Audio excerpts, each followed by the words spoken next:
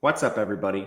Matt Gajewski here, back again talking college football, and today we are breaking down North Carolina. Before we get started, please hit that thumbs up button, subscribe to the channel, or leave a comment if you like this stuff.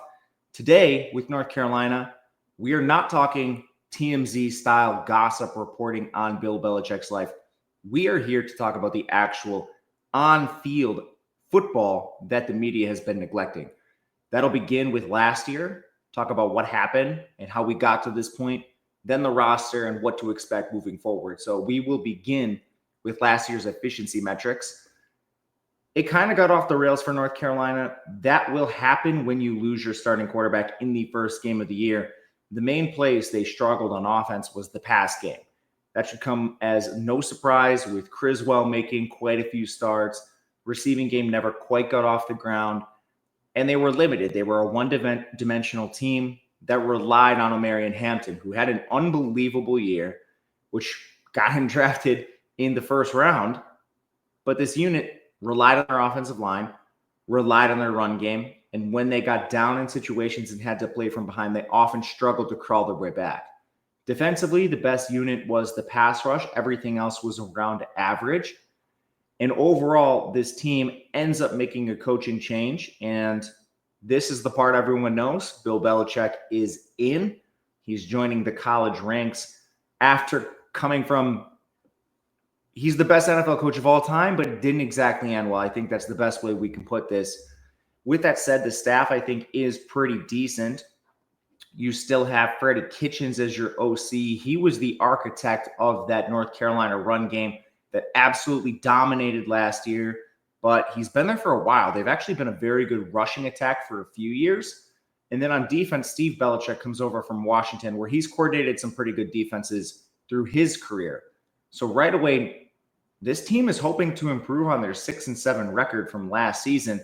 And again, they had some wild games, some close games, a lot of games that they lost by single digits, including Duke, Georgia Tech, North Carolina State. I mean, this is a team that was right there. And maybe without the quarterback injury, they end up with a better season overall. But the big thing here, how are the Tar Heels acquiring and retaining talent under Belichick? This was a big concern for them as they go to this era. What does this NFL coach do? Does he know how to recruit? What's going on? Well, first and foremost, their retention's been poor. That should come as no surprise. When you have these high-profile offensive coaches, defensive coaches come in on both sides of the ball, and then your head coach as well with Belichick, you get a lot of program turnover.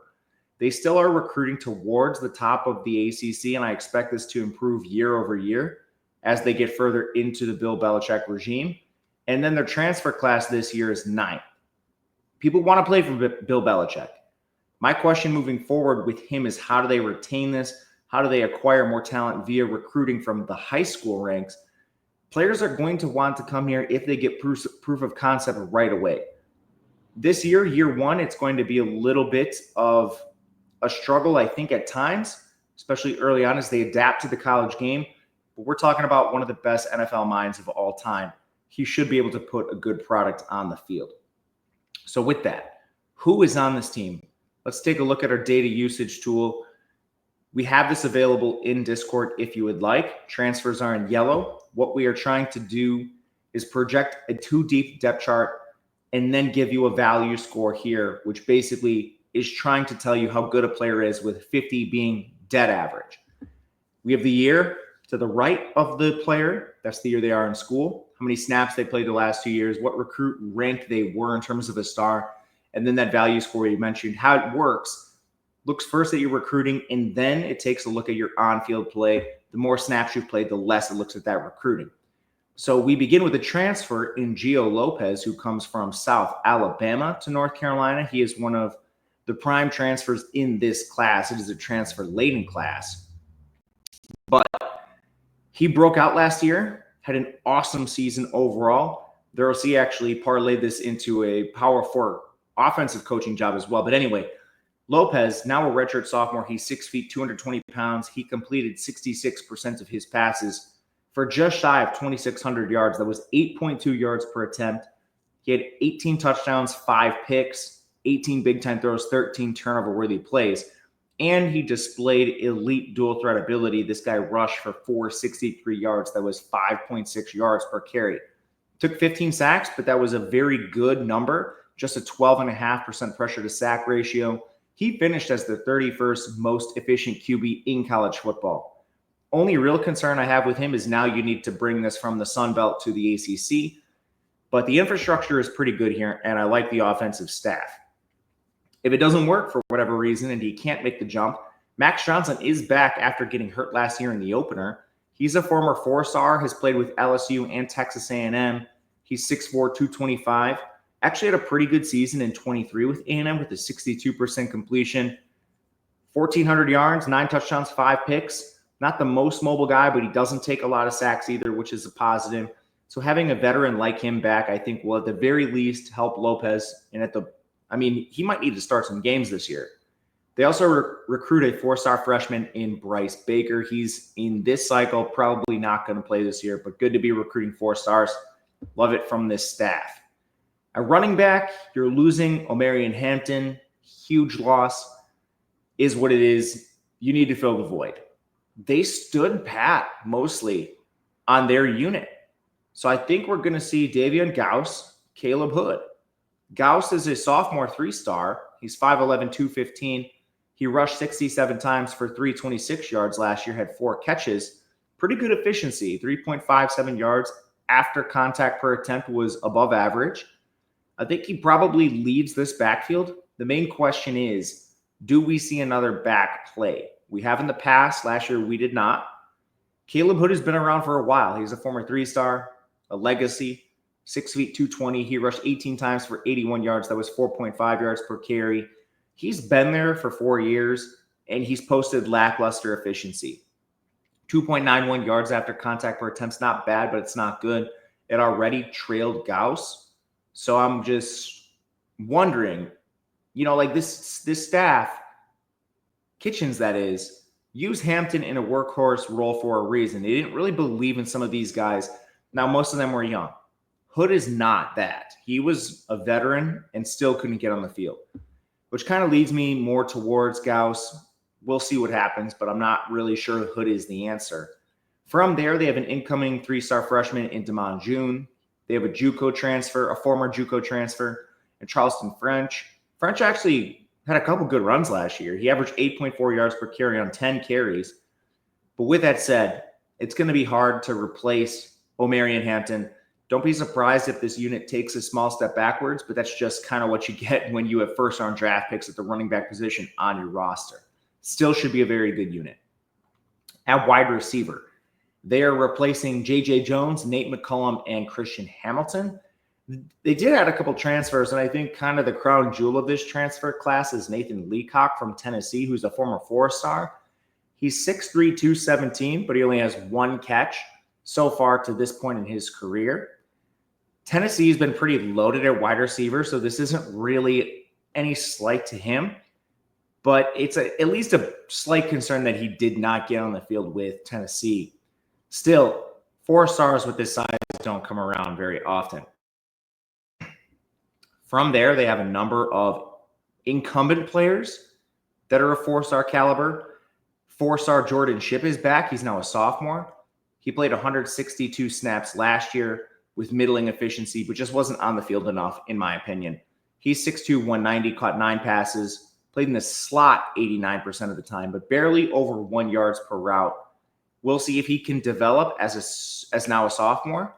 They have a 4-star junior in Curse Culliver. He played 158 snaps last year. He's 6'2", 195, caught 7 balls. Played on the perimeter with 1.81 yards per route, just didn't get enough actual snaps. And I think both of these players should probably get a look over Kobe Paysour, who's a returning starter. But he hasn't played well anytime we've seen him. He played 507 snaps last year. He caught 22 passes for 369 yards. That was 1.33 yards per route while playing out wide 65% of the time. He's been a rotational receiver for a lot of his career with 1.5 yards per route, which is middling. But at some point, I think you just need to see these younger 4-stars jump a guy like Paysour who's not giving you a ton. Exactly average play to slightly below average play. I'd like to see what we have from Shipp. what we have in Culliver, what we have in Leacock. And they also flip a 4-star freshman in Adrian Wilson from Colorado. He is a freshman, so he probably doesn't play right away this year. Let's see him. Let's see 4-star redshirt freshman Alex Taylor, who only played 57 snaps last year. There's 5 4-stars on this roster. It's time to see them. If for whatever reason there's injuries, they do go to the portal and add some depth pieces. Isaiah Johnson from Michigan State, Jason Robinson Jr. from Washington, Dayton Sneed from Tennessee. There's not a ton to see here. Sneed is a former walk-on. Johnson is 6 feet, 175. He caught 16 balls. He's a redshirt sophomore, a slot receiver mainly. Robinson's a freshman. They flipped him from Washington as well. They also have Javarius Green and Paul Billups for deep players if catastrophe hits the offense, but not expecting to see them. This position will come and go as these 4-stars come and go. A lot of potential, but we need to see it. There's a chance this unit is better. There's a chance it's worse. This is a volatile position group. At tight end, they lose Bryson Nesbitt and John Copenhaver. That leaves just former Texas A&M 4-star Jake Johnson. Only played 202 snaps last year, but it was a very crowded room. I was actually surprised he came to North Carolina. But he did play 448 snaps with A&M in 2023. He's 6'6", 240. Not the best blocker, but he did catch 24 balls that season. I think he's a quality option. And to potentially replace your departures, they do bring in 3 transfers. Shamar Easter from Arkansas, Connor Cox from South Carolina, and Jordan Owens from Central Arkansas. Owens is an FCS guy. He's 6'6", 255. He was a decent blocker, but only caught 18 balls. I think he's probably a depth piece. More interested in the players like Easter, who's an Arkansas 4-star. Only played 4 snaps last year, but he was just a freshman, so he should be a little bit better now in his redshirt freshman season. Cox is a redshirt sophomore. Played 40 snaps over the last 2 years. He's a former 3-star. More of a blocker, so I think you could see him as sort of your 12 personnel tight end that comes in running situations.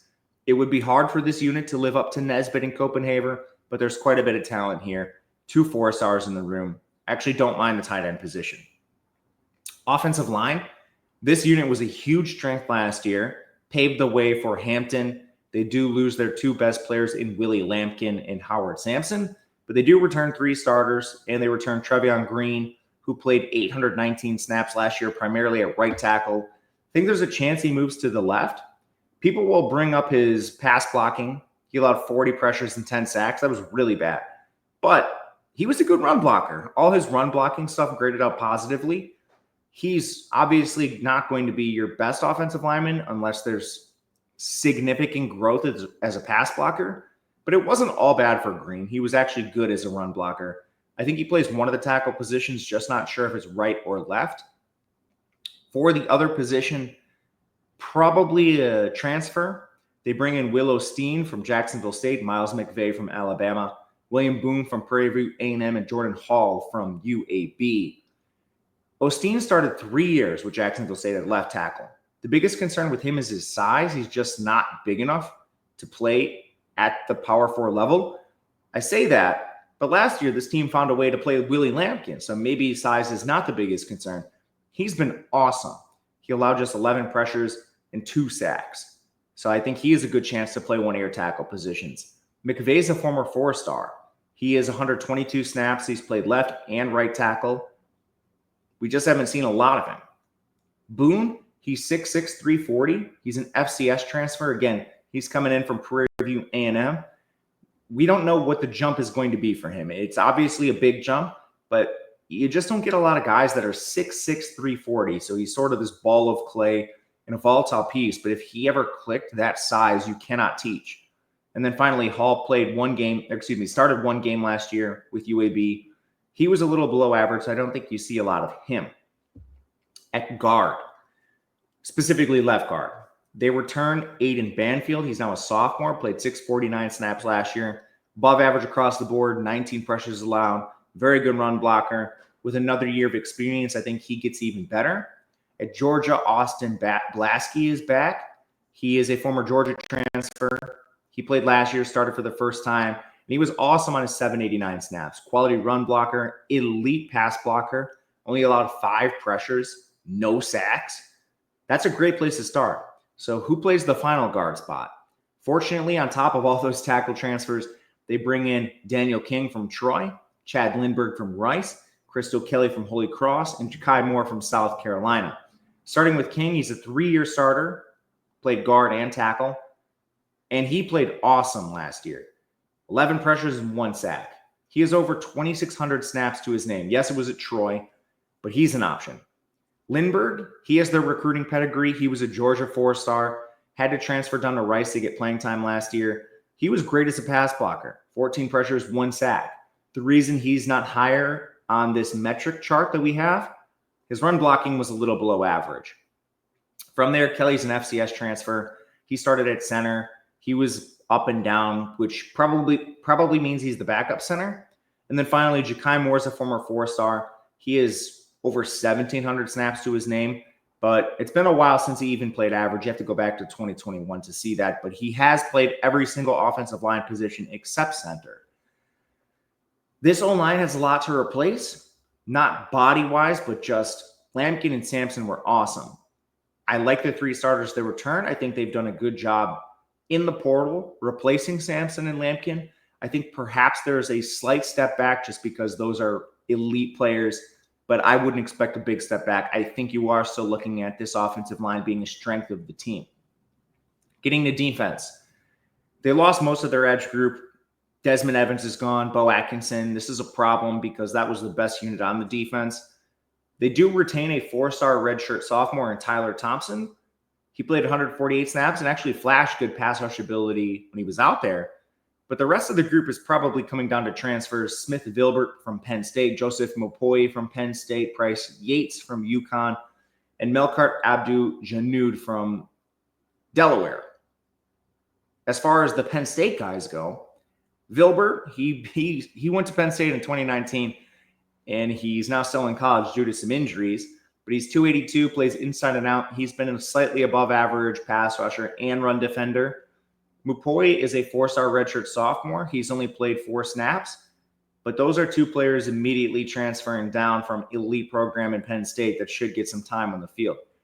Yates, he's played over 1,400 snaps with UConn. He took a slight step back last year due to injury, but he did have 30 pressures in 2023.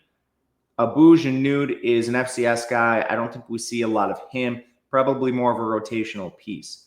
But I think there's a chance this pass rush unit at least stays the same. Inside, they lose everyone of consequence. That's not a big problem. That was an underwhelming unit.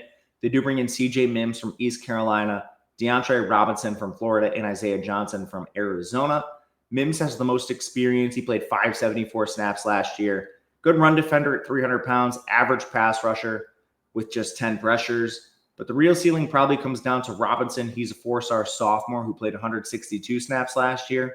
Struggled a little bit, but he's 303 pounds. Just don't have a lot of 4-stars on this defensive line. So that talent should win out at some point. And then Johnson is a 311-pound transfer from Arizona. He was really bad. I don't know if we see him. I think there's a chance the first and second year players that were already on the team, like Leroy Jackson, Peter Pisanski, I think they could both play above Johnson. But defensive line, kind of a wild card position. I think the edge group could be about stagnant. Defensive interior, I'm not super sold on outside of Robinson. So it's going to take some time. At linebacker, they lose most of their players, including some of their better ones in Power Eccles and Amari Campbell. Amari Campbell's on Penn State now. They again look to the transfer. Andrew Simpson from Boise. Mekhi Gabayer from Nebraska. They flipped him from Missouri. Kamori House from Washington. And Tamir Hickman-Collins from Florida State, as well as Jonathan Agumadu from Oklahoma State. The last 2, Hickman-Collins, he's a redshirt freshman without a snap. Agumadu, same thing. So we won't talk about that much. They're depth pieces for the future. But we have 2-year starter, Andrew Simpson from Boise, 46 tackles last year, 11 tackles for loss. He was a good run defender. And he only allowed a 71% completion for 135 yards, 1 touchdown, 1 pick, 1 PBU. He's going to start for this team. Gabayer also probably starts after 617 snaps with Nebraska the last 2 years, made 49 tackles and 6 tackles for loss. Coverage needs a little bit of work, but he's also going to start, I would guess. Kamori House is a redshirt sophomore who played 317 snaps last year. Started 5 games, average across the board, 35 tackles made. I think he will be okay too. The first thing I'll say is I don't think linebacker is a concern. It's going to be a bit of a question with the jumping competition for Simpson.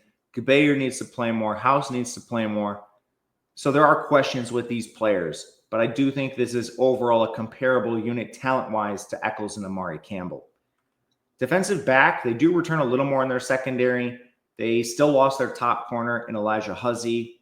They do return slot corner Caleb Koss after 836 snaps. He was a good run defender, but in coverage at 69% completion for 592 yards, 5 touchdowns, 2 picks, 6 PBUs. Need to clean that up a little bit in the slot. And they have 2-year starter on the boundary, Marcus Allen. Took a slight step back last year, but he is over 1,800 snaps, and he was good in coverage. 53% completion, 454 yards, 1 touchdown, 2 picks, 3 PBUs. He was a little worse in run defense. As far as the final boundary corner, I think you're going to see Thaddeus Dixon from Washington. Became a full-time starter last year. Very good run defender, 43 tackles, and 47% completion percentage for 239 yards, 10 PBUs, and 1 pick. Otherwise, your depth pieces, Christian Dunbar-Hawkins comes in from UCLA. Redshirt freshman, didn't play a snap last year. Jalen Thompson and Ty Adams are back. Adams was actually pretty good on a small sample, 128 snaps. Safety. You do bring in Gavin Gibson from East Carolina, Gregory Smith from Florida, Peyton Waters from Washington, and Coleman Bryson from Minnesota. So there's a lot of names here. Who do we look to? I think first and foremost, didn't mean to click that.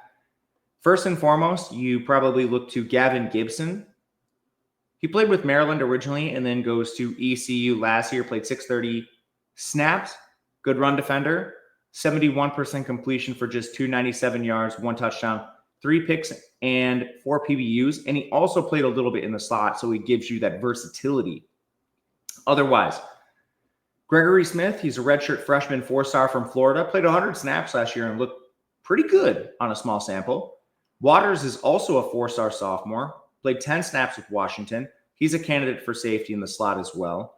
Bryson is more experienced, not quite as high of a recruit, but 611 snaps with Minnesota over the last 3 years.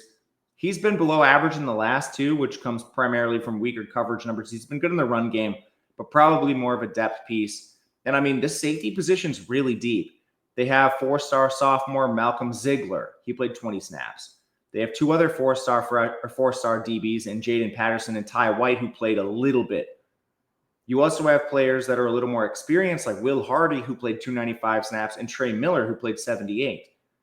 Hardy's played 864 snaps over the last 3 years. This secondary is actually pretty deep, and I think it has a chance to be the strength of the team. There's a lot of 4-stars here. There's a lot of good transfers that have started games. They were 86th in coverage last year. I think that is way above average. I think the defense might even flip, and you see the secondary outperform the front 7 this year. But overall, this defense actually is pretty good. As far as special teams go, they were 8th last year. They do bring in a solid transfer in Reese Verhoff from Marshall. He's now in his 3rd year kicking. He's not missed any extra points the last 2 years in 72 attempts. And he improved his accuracy as a true kicker. He only missed 5 last year. All of them came from 30 plus. And he actually went 8 of 11 on 40 plus field goals. And he made his lone 50-yard attempt. That gave him the 54th spot on the overall kicker rankings for last year. So Verhoff, probably not your top kicker, but he is a player that is experienced and has shown an ability to make some deep field goals as well. I think this roster is actually pretty solid, and there's a chance that they're improved year over year. But as usual, this is going to come down to the schedule. Who do they play? They have a weird non-conference.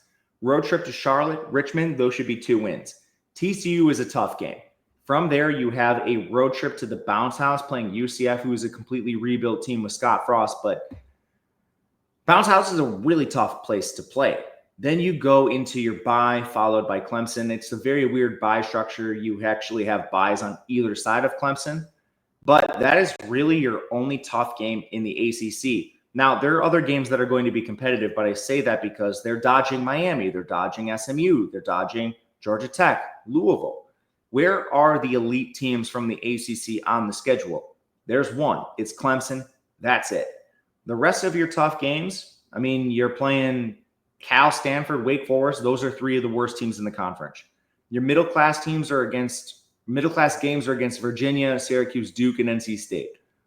North Carolina is on par, and if they're behind any of those teams, it's going to be very slightly. This is a bowl team. I mean, they should be 3-1 in non-con, 2-2 at the worst if you drop that bounce house game. But I mean, then there's 7 winnable games. If Bill Belichick can't make it to a bowl game, this would be an absolute catastrophe. This North Carolina team should be bowl bound, and they should honestly have an expectation to win 8 or 9 games this year with this schedule. This is one of the easiest schedules in the conference. Really, the only game you're probably coming in as a significant underdog is Clemson. The rest of the games are winnable. Will they win them all? No, but they are winnable. So, high expectations for North Carolina. Schedule-driven, yes, but high expectations nonetheless. Let me know what you think of this team. The football, not Bill Belichick.